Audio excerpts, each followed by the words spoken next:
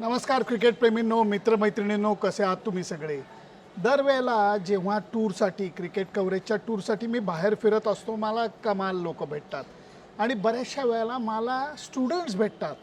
ज्या त्या गावच्या स्टुडंट्सना भेटायचा मी मनापासून प्रयत्न करतो, कारण त्यांच्याकडनं ज्या नवीन कल्पना मिळतात त्या ऐकायला मजा येते. नवीन काहीतरी विचार त्यांचे असतात, ते काहीतरी भन्नाट शिक्षण घेत असतात, त्याची मजा येते. आज असाच एक माझा तरुण मित्र माझ्याबरोबर आहे. नावं मला माहिती आहेत, फक्त तुम्हाला कळावं म्हणून अगदी प्राथमिक सुरुवात करतो. तुझं नाव सांग.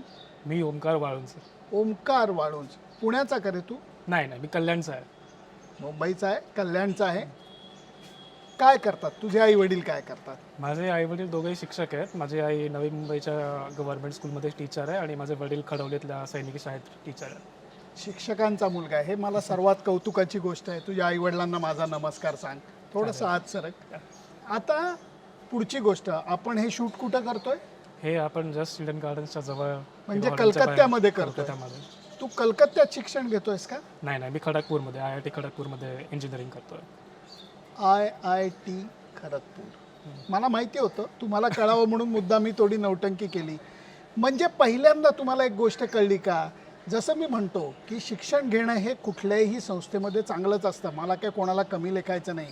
पण जेव्हा तुम्ही IIM म्हणतात तेव्हा मॅनेजमेंटला एक वेगळं रूप येतं. तुम्ही IIT म्हणतात तेव्हा इंजिनिअरिंगला एक वेगळं रूप येतं. आणि त्यातनं एक खडगपूर जे आहे ते म्हणायला गेलं तर ओमकार खूपच जुनं, नाही का? हो हो. कसं काय? 1951 साली IIT खडगपूरची स्थापना झाली होती. इंडियामधलं सगळ्यात पहिलं IIT होतं. First. जवाहरलाल नेहरूंनी त्याचं इन्सेप्शन केलं. वा वा वा वा. सर्वात जुन्या अशा IIT मध्ये शिकणारा हा आपला मराठी विद्यार्थी आहे. पुढचा प्रश्न, मी तर काही इंजिनियर नाही, माझं एवढं शिक्षणच झालेलं नाही आहे. आपलं प्रेम कशामुळे? क्रिकेटमुळे. C+ blood group. C+ blood ग्रुपचा आहे म्हणून आमची मैत्री झाली. हा IIT खडगपूरला असतो. आमची बऱ्याचशा वेळेला ऑनलाईन चर्चा झाली आणि नंतर हा म्हटला, ओमकार भेटायला येऊ का? अरे म्हटलं, मोर दॅन वेलकम. मॅचच्या दिवशी सकाळी त्यालाही कॉलेजला सुट्टी असते म्हणून खडगपूरहून कितीचा तासांचा प्रवास करून? 3 तास. 3 तासाचा प्रवास करून भेटायला आलेला आहे आणि मला त्याचा आनंद आहे. कारण खडगपूर हे मित्रा अर्थातच पहिलं IIT ते होतं. पण मला खडगपूर म्हटल्यानंतर डोक्यात काहीतरी टिंग होतं रे. महेंद्रसिंग धोनी, आपले MS धोनी खडगपूरला तिकीट कलेक्टर म्हणून काम करायचे. अजून सरसा स्टेडियमवर तुम्ही पिक्चरमध्ये बघितलं असेल, एके गांगुली त्यांना बॉलिंग करत होते. ते सरसा स्टेडियम सुद्धा खडगपूर स्टेशनपासून खूप जवळ आहे. तिथे एक चहाची टपरी आहे, तिथे सुद्धा माणूस आहे, तो धोनीपासून जेव्हा प्रॅक्टिस करायचा तेव्हापासून तो तिथे चहाची टपरी बसून बसलेला आहे आणि त्याच्या दुकानात अक्षरशः धोनीचे मोठे मोठे फोटोज लावले आहेत अजून सुद्धा. जेवढा तुला आवडतो तेवढा मलाही आवडतो. धोनी थोडासा ओळखतो मी त्याला, थोडासा नक्की ओळखतो. नक्की सर. आता पुढची गोष्ट, तू शिक्षण कशात घेतोयस? माझं मेजर आहे बायोटेक्नॉलॉजीमध्ये. मी आता 3rd इयरमध्ये BTech करतो. IIT BTech. चला मी जातो.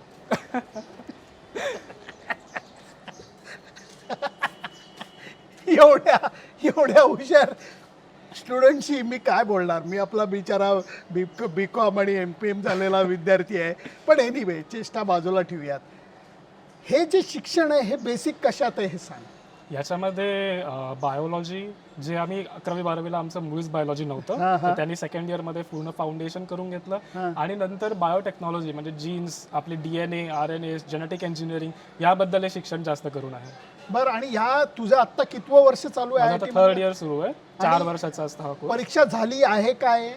झाली आहे, म्हणजे मिड सेमिस्टर झाली, आता एप्रिलमध्ये एंड सेमिस्टर परत आहे. मला तुझे विषय सांग. म्हणजे मला काही कळणार नाही त्याच्यातलं, पण तरी एक उत्सुकता म्हणून. हां, तर मग मूळ विषय असतात जेनेटिक इंजिनिअरिंग वगैरे, अजून drug design and synthesis, bioprocess, downstream processing, असे बरेच सुद्धा विषय जे आहे. काही बायोसायन्स रिलेटेड असतात, जसं की मायक्रोबायोलॉजी म्हणा, बायोकेमिस्ट्री म्हणा, जो माझा आवडता विषय आहे.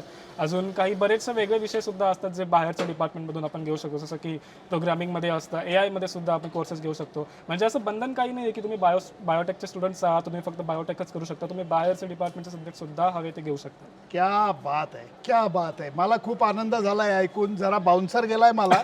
हे सगळे विषय म्हणजे जरा मला बाउन्सर गेले, पण तुझं कौतुक वाटतंय.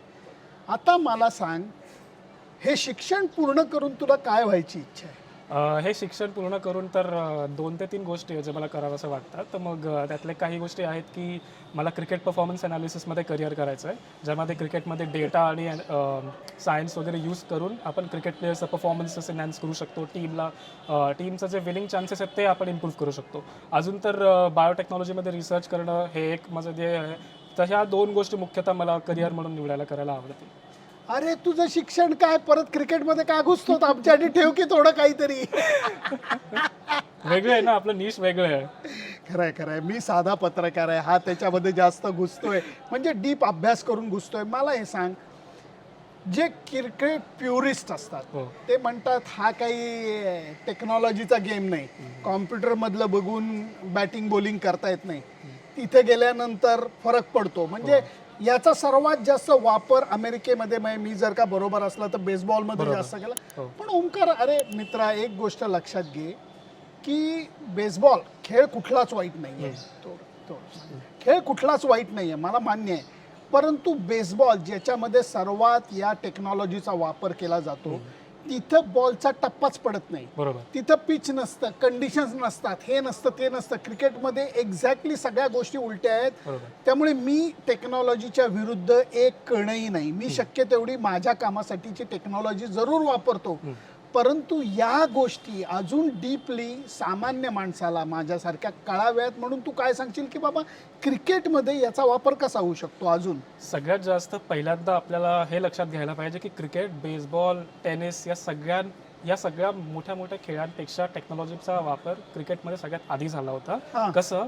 हॉकाय, आपल्या प्रत्येक मॅचमध्ये जे DRS आपण घेतो ते हॉकायवरती बेस्ड आहे. हॉकाय मशीन लर्निंगवरती बेस्ड आहे. इट इज बेसिकली बॉलची ट्रजेक्टरी प्रेडिक्ट करतोय आपण. जेव्हा बॉल पॅडला लागतो तर आपल्याला हे नाही माहिती कुठे जाणार आहे बॉल, बट आपण प्रेडिक्ट करतो की हा इथे जायची शक्यता जास्त आहे. त्याच्यामध्ये अंपायर कॉल वगैरे या सगळ्या गोष्टी येतात, त्याच्या वेगवेगळे स्वरूप आहेत. पण टेक्नॉलॉजीचा वापर क्रिकेटमध्ये आधी आला, हॉकाय क्रिकेटमध्ये आधी आली आणि मग बाकीच्या स्पोर्ट्समध्ये गेली. तर क्रिकेटने आधीपासून टेक्नॉलॉजीला एम्ब्रेस केलेलं आहे. आणि फॅन्सला जर तुम्ही विचारलं, फॅन्सला आपण एंगेज कसं करू शकतो, तर हे आय थिंक ब्रॉडकास्टिंगमधून सुरुवात व्हायला पाहिजे. जे आपण जेनरिक कॉमेंट्री आपण जी करतो खेळाडूबद्दल, आपण सारखं म्हणतो की एक वा काय कव्हर ड्राईव्ह खेळली, जर आपण डेटाच्या वापराने त्या प्लेयर, समजा रोहित शर्मा विराट कोहलीपेक्षा वेगळा कसा आहे, विराट कोहली का स्पेशल आहे, रोहित शर्मा का स्पेशल आहे, हे जर आपण डेटाच्या स्वरूपाने सांगायला गेलो तर प्रूव्ह केलं आपण, प्रूव्ह केलं. एक्झॅक्टली. वेगळा एक पर्स्पेक्टिव्ह प्रेक्षकाला मिळेल जो की नॉर्मल कॉमेंट्रीपेक्षा वेगळा असेल, म्हणून रोचक पण असेल. अरे बापरे, या खऱ्याच गोष्टी मला सुद्धा रोचक वाटत आहेत.